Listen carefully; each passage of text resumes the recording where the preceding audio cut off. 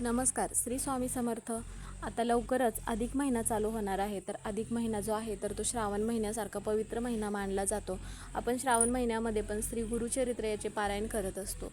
पण अधिक महिना हा 3 वर्षातून एक वेळा येत असतो. त्यामुळे अधिक महिन्यामध्ये आपण गुरुचरित्राचे एकतरी पारायण आवर्जून करायचं आहे. तुमची कोणतीही इच्छा असेल, घरातील मुलं मुलींची विवाह जुळत नसेल, किंवा मग घरामध्ये आर्थिक अडचणी आहेत, किंवा शिक्षणाबद्दल आहे, किंवा इतर कोणत्याही अडचणी असतील, किंवा कोणत्या घरामध्ये समस्या असतील, तुमचं एखादं काम आहे ते काम खूप दिवस झालं पूर्ण होत नसेल, त्यामध्ये काय ना काय अडथळे निर्माण होत असतील, तर त्यासाठी तुम्ही तुमची इच्छा पूर्ण होण्यासाठी गुरुचरित्राचं एकतरी पारायण अधिक महिन्यामध्ये आवर्जून करायचं आहे. आता गुरुचरित्राचं पारायण कसे करायचं हे तर सगळ्यांना माहितीच आहे.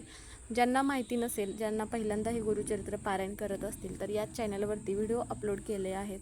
तर तुम्ही ते गुरुचरित्र पारायण कशा पद्धतीने करायचं आहे त्याबद्दलचा व्हिडिओ मग तुम्ही बघू शकता. तुमची पण एखादी इच्छा पूर्ण होण्यासाठी गुरुचरित्र पारायण तुम्ही पण आवर्जून करायचं आहे. श्री स्वामी समर्थ.